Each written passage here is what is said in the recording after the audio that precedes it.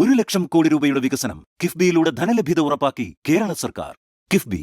Save box app തട്ടിപ്പ് കേസിൽ നടൻ ജയസൂര്യക്കെതിരെ നടപടിയുമായി ഇഡി 39 ലക്ഷത്തിന്റെ സ്വത്തുക്കൾ മരവിപ്പിച്ചു. സ്ഥാപനത്തിന്റെ ബ്രാൻഡ് അംബാസഡറായിരുന്നു ജയസൂര്യ.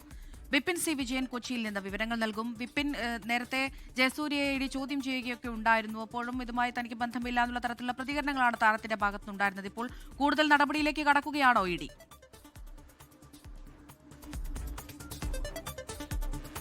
യെസ് അമൃത, കൂടുതൽ നടപടികളിലേക്ക് ഇഡി കടക്കുകയാണ്. ഇങ്ങനെ ജയസൂര്യയുടെ 39 ലക്ഷത്തിന്റെ സ്വത്തുക്കൾ മരവിപ്പിച്ചിരിക്കുകയാണ് ഇപ്പോൾ എൻഫോഴ്സ്മെന്റ് ഡയറക്ടറേറ്റ്.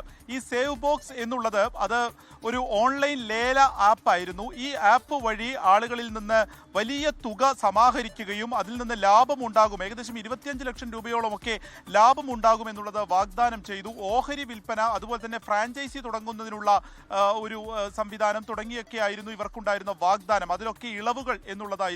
ഒപ്പം തന്നെ വലിയ വിലക്കുറവിൽ ഇലക്ട്രോണിക് ഉപകരണങ്ങൾ ലഭിക്കാവുന്ന ഒരു സംവിധാനം കൂടിയായി ഈ ആപ്പ് ഉണ്ടാകും എന്നുള്ളതൊക്കെയാണ് ഇവർ ആളുകളെ, ഉപഭോക്താക്കളെ പറഞ്ഞ് വിശ്വസിപ്പിച്ചിരുന്നത്. ഈ രീതിക്ക് വലിയ തട്ടിപ്പ് ഇതിൽ നടന്നിട്ടുണ്ട് എന്നുള്ളതാണ് ഇ ഡിയുടെ കണ്ടെത്തലുണ്ടായിരിക്കുന്നത്. ഇതിൽ കേസെടുത്ത് അന്വേഷണം ആരംഭിക്കുകയും തൃശൂർ സ്വദേശിയായിട്ടുള്ള സാത്വിക് റഹ്മാൻ, ഒന്നാം പ്രതിയായിട്ടുള്ള സാത്വിക് റഹ്മാനെ അറസ്റ്റ് ചെയ്യുകയും ചെയ്തു.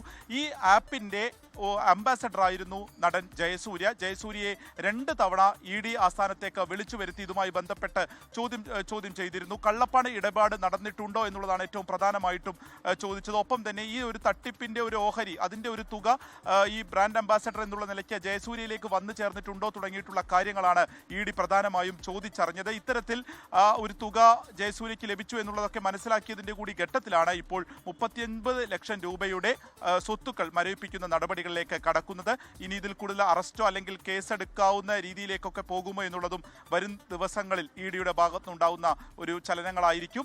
സ്വാഭാവികമായും ഇപ്പോൾ ഈ കേസിൽ കൂടുതൽ ഊർജിതമായിട്ടുള്ള ഒരു അന്വേഷണം ഇ ഡിയുടെ ഭാഗത്തുനിന്ന് നടക്കുന്നു എന്നുള്ളത് വേണം ഈ ഘട്ടത്തിൽ മനസ്സിലാക്കാൻ. വലിയ, അതായത് 100 കോടിക്കൊക്കെ മുകളിലുള്ള വലിയ തട്ടിപ്പാണ് ഈ ഒരു ആപ്പിന്റെ മറവിൽ നടക്കുകയും ചെയ്തിട്ടുള്ളത്.